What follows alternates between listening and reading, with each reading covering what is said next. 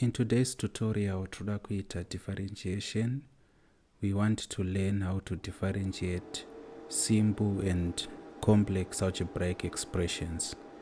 But in this tutorial, tichanyanya kutarisa these simple algebraic expressions. So let us start by showing you what we mean kana tichiti we want to differentiate simple algebraic expressions. Let us say we have this function y is equal to ax to the power n. That is the function we have. Kana tichida the derivative of that function, dy dx inenge iri equal to n unoyu anodzika over multiplier a, so we now have a n x to the power n minus 1. Saka for the function ax to the power n, a n x to the power n minus 1 is what is called the gradient function, kana kuti the derivative. So simply as put, those watofunga kuita for all the 4 examples we are going to work with today. So let us start with example 1. Example 1 iri kuti find the derivative of the following: a tapiwa 5x to the power 3 plus 7x squared plus 1. We want to differentiate these, but we should always keep in mind kuti 4y is equal to ax to the power n, dy dx inenge equal to anx to the power n minus 1. That is of vital importance. So this is what we are going to be using. Saka, when we are differentiating that expression 5x cubed plus 7x squared plus 1, we have to differentiate each term separately. So tinotanga nekudifferentiata 5x cubed. Kureva kuti dy dx here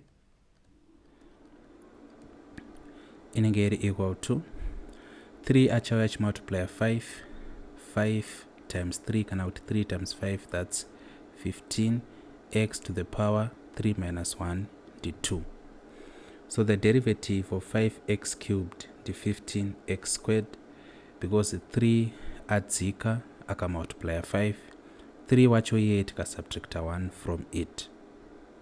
The same happens here, so this is plus 2 times 7, 14, x to the power 2 minus 1, that is 1, yatinogona ngosinyora as x. Then the derivative of a constant c, for example, inenge equal to 0. And I want to explain this in a bit. Why the derivative of a constant is equal to 0. We say the derivative of a constant is equal to 0 simply because of this. Ngatitore 1 for example. Tiri kuda the derivative of 1 with respect to x. This is going to be equal to iyo 1 yacho handiri 1 inoereka tinyore pano. Let me do this. 1 tinogona kunyora yakati 1x to the power 0, because x to the power 0 ndi 1. Saka 1x to the power 0 zvakangofanana nekuti 1 times 1, because we have learned under the laws of indices kuti x to the power 0 is equal to 1. Any number, any term raised to the power 0 gives 1. So that is what we have there. So if we want to find the derivative of this now,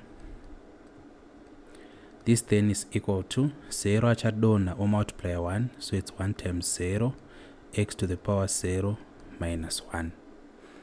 So this is equal to, we know that anything multiplied by 0 is equal to 0. That explains why the derivative of a constant, cannot derivative of just a number, is 0. So the final answer we are getting here is 15x squared plus 14x. That is the final answer we are getting, and this is our number 1. Let us do part B. B iri kuda kuti differentiate 12x squared minus 6 over x cubed. What I would encourage is rewrite this as 12x squared minus 6x to the power minus 3. This makes life a little easier for you. Also knowing kuti 6 over x cubed zvakafanana nekuti 6 times 1 over x cubed. So kudza mwana wopedzisira ndi. Saka this part yakafanana kuti 6 times 1 over x cubed, of which 1 over x cubed ndiko kuti x to the power minus 3. You should have learned this from your O-level laws of indices. If you have forgotten or you want a revision, tell us in the comments and we take you to the lessons where we taught that. Saka rewriting it like that inotibatsira pakuapply this principle of differentiating simple algebraic expressions. So the derivative now becomes dy dx inenge yava equal to what? 2 ari kudona chimultiply 12, 2 times 12, that's 24. Saka you can choose to do it musoro menu, you can choose to write it down.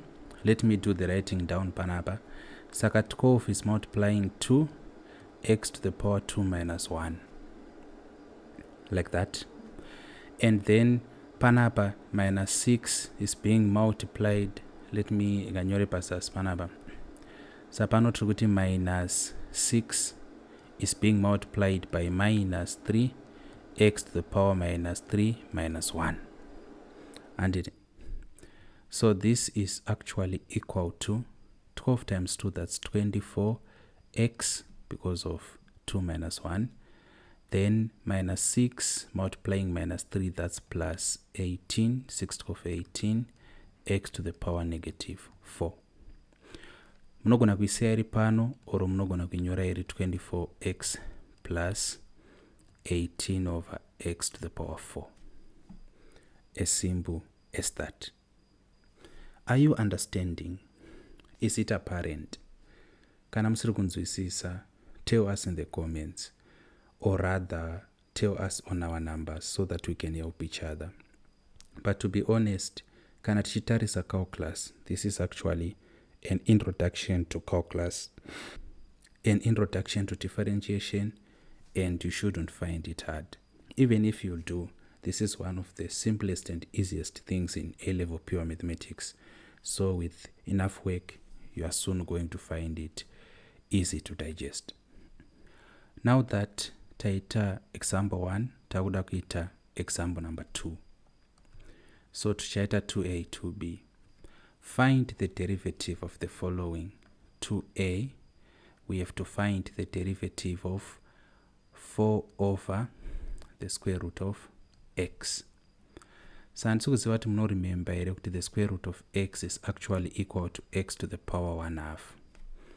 This is something you learned in your O-level under laws of indices.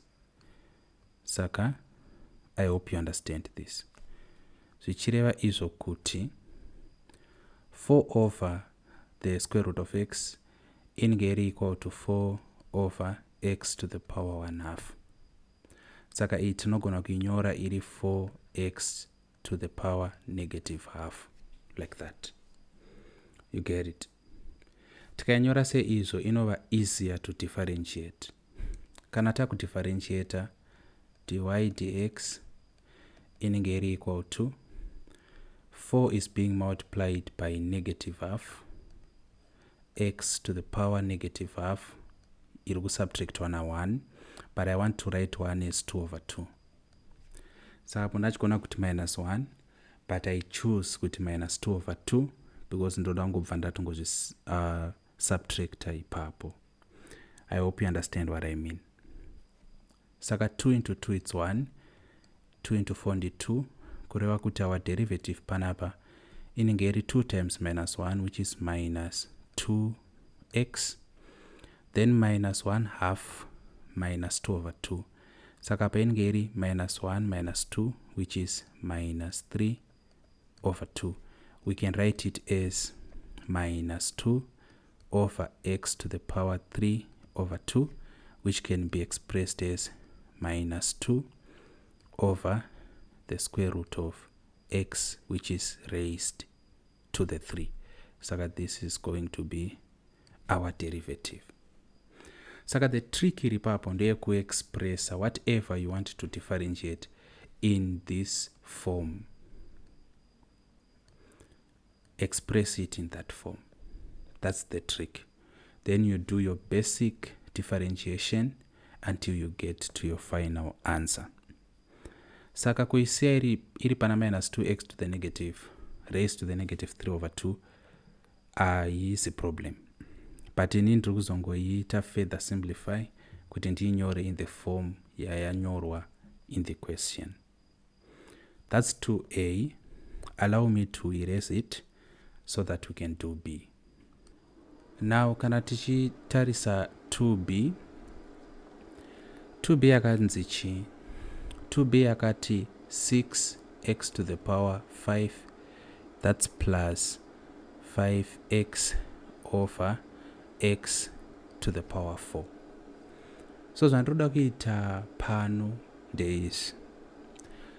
I'm going to separate this fraction into two separate fractions, and I do that by sharing each element of the numerator with this denominator. Saka mchishona ndiri kuti ndichati this is equal to 6x to the power 5 over x to the power 4 plus 5x over x to the power 4, like that. Saka nchashayanisa x to the 4 into x to the 5 panogosara x, then x uyu yakapinda mu na x to the power 4 panosara x to the power 3.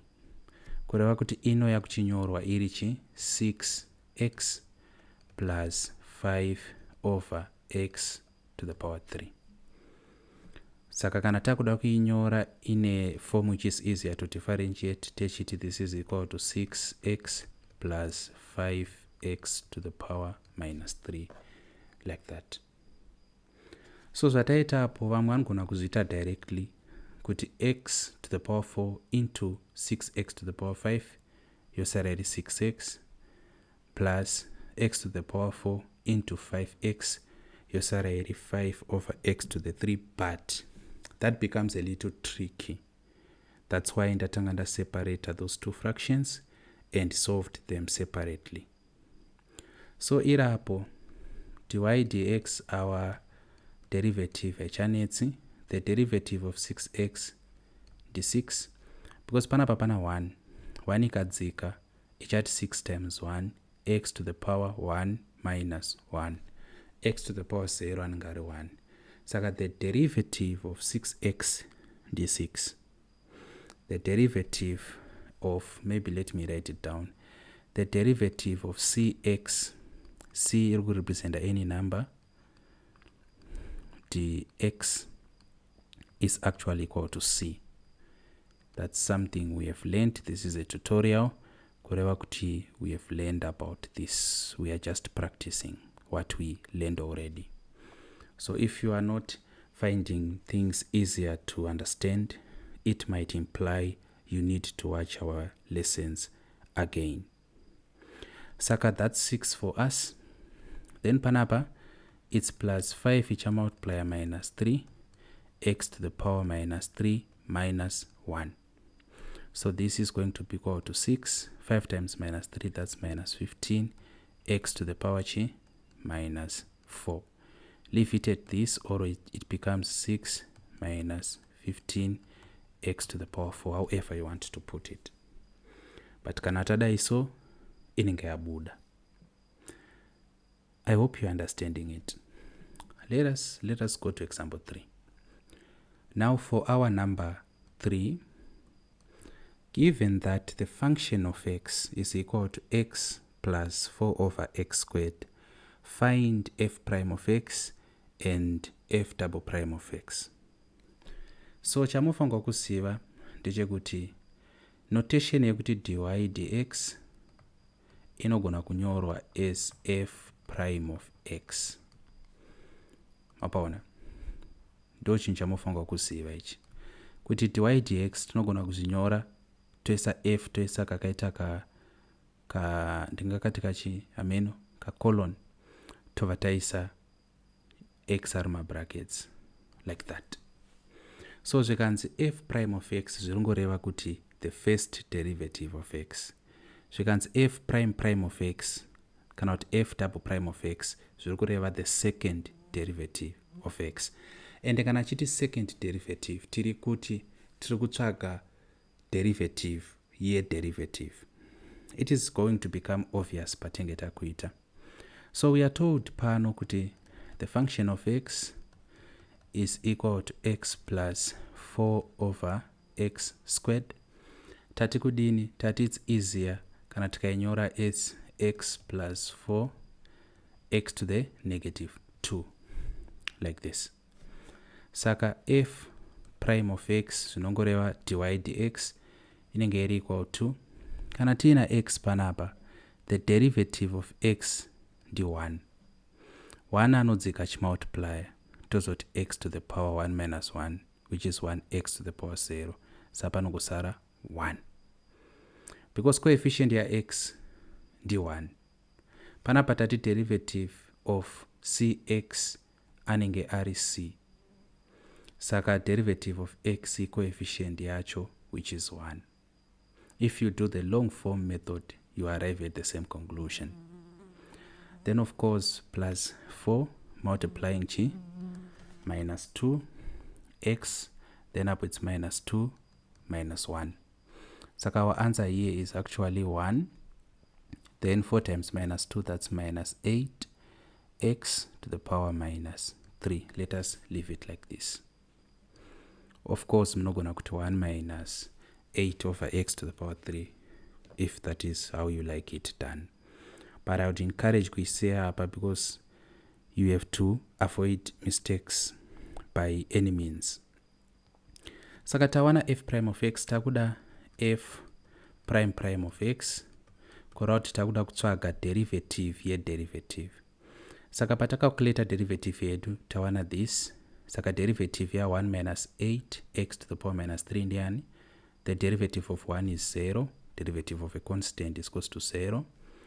Saka here it becomes minus 8 multiplying minus 3 x to the power minus 3 minus 1. Correct answer yedu inenge iri 8, 16, 24 x to the power minus 4 like that. Saka that is the second derivative, 24x to the power minus 4. Number 3 atopera. Okay, number 4.